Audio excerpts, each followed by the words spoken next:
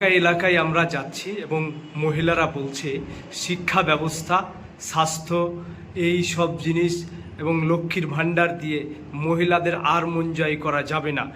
কি বলবেন এই বিষয় নিয়ে? না, এটা ভুল খবর, এটা বিরোধীদের প্রচার, অপপ্রচার আর কি।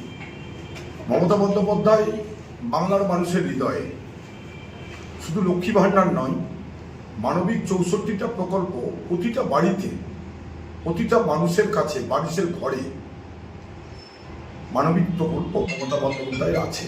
তাই মমতা বন্দ্যোপাধ্যায় এবং তার দল তৃণমূল কংগ্রেস, আমাদের দল মামাটি মানুষের সরকার, মানুষের ঘরে ঘরে, মানুষের দুয়ারে, মানুষের হৃদয়ে।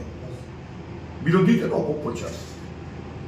মহিলাদের মুখ থেকেই নিয়েছি ইতিমধ্যে যে মহিলারা চাইছে যে শিক্ষা ব্যবস্থা পশ্চিমবাংলায় রসাতলে চলে গেছে এবং আমাদের ছেলেরা যারা পড়াশোনা করছে সেই পড়াশোনায় কোনো চাকরি কিংবা কোনো কলকারখানা থাকছে না। এই বিষয় নিয়ে কিন্তু ভালো প্রশ্ন জাগিয়ে তুলেছে মানুষের মধ্যে। বিজেপির কেউ বা বিরোধী পক্ষের কেউ যদি বলে থাকে বলতে পারবো না, তবে খোঁজ নিয়ে তাদেরকে বলবো, অনুরোধ করবো যে আজ থেকে 10 বছর আগে, 11 বছর আগে পশ্চিমবাংলায় কটা ইউনিভার্সিটি ছিল, কটা কলেজ ছিল, বা কটা হাই স্কুল ছিল, বা উন্নত মানের পরিকাঠামো স্কুলের বা পঠন পাঠনের ক্ষেত্রে 10-11 বছর আগে কি ছিল, বর্তমানে কি আছে, পরিষ্কার।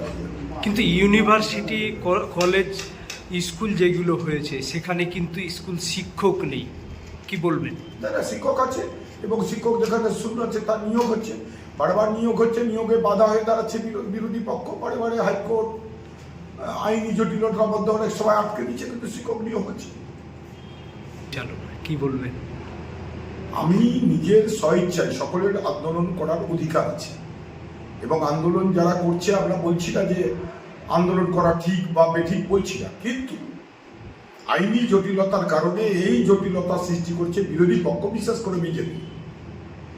বাংলার উন্নয়ন বিরোধী দলটার নাম হচ্ছে ভারতীয় জনতা পার্টি। বাংলার উন্নয়ন বিরোধী, বাংলার অগ্রগতি বিরোধী যদি কেউ থাকে, ভারতীয় জনতা পার্টির নেতা, বর্তমান বিরোধী দল নেতা, শুধু বলবো না, বাংলা বিরোধী নেতা, তার নাম শুভেন্দু অধিকারী।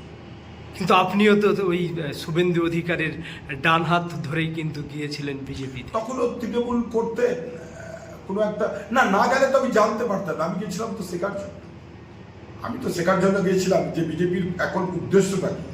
কারণ আমি তো আর সেই পরিবারের নয় যে সবসময় বই কিনবো, বই কিনে অর্জন করবো। আমি প্র্যাকটিক্যাল এর বিশ্বাসী।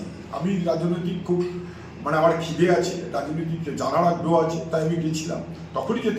তখনই যাওয়ার পরেই আমাকে মিটিং মিছিলে অতটা কখনো দেখেননি হয়তো, কিন্তু আমি স্টাডি করেছি দলটাকে, যে দলটা দেশের পক্ষে কতটা ভয়ানক।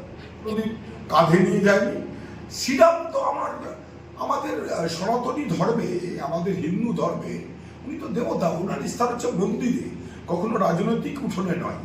এগুলো রাজনৈতিক ব্যবসায়ী, ধর্ম বিক্রি করে যারা ব্যবসা করছেন ভারতীয় জনতা পার্টি, তাই দেবতাকে নিয়ে মাঠে খেলছে। ওই আমাদের মুসলিম বন্ধুরা কখনো তার আল্লাহকে নিয়ে তো রাজনীতি করে না, কখনো তো খ্রিস্টান যীশু খ্রিস্টকে এনে রাজনীতি করে না। অথচ একমাত্র ভারতীয় জনতা পার্টি হিন্দুদের বোধ হওয়া উচিত, তাদের মনের আরো বেশি জাগ্রত হওয়া উচিত যে ধর্মকে আজকে নোংরা জায়গায়, অর্থাৎ দেখবেন বাথরুমের দেওয়ালেও ওরা জয় শ্রীরাম লেখে। প্রত্যেক সনাতন ধর্মাবলম্বী মানুষের প্রতিবাদ করা উচিত। আপনার নাম? সৌমিত্র রায়, সাধারণ সম্পাদক, মালদা জেলা তৃণমূল কংগ্রেস।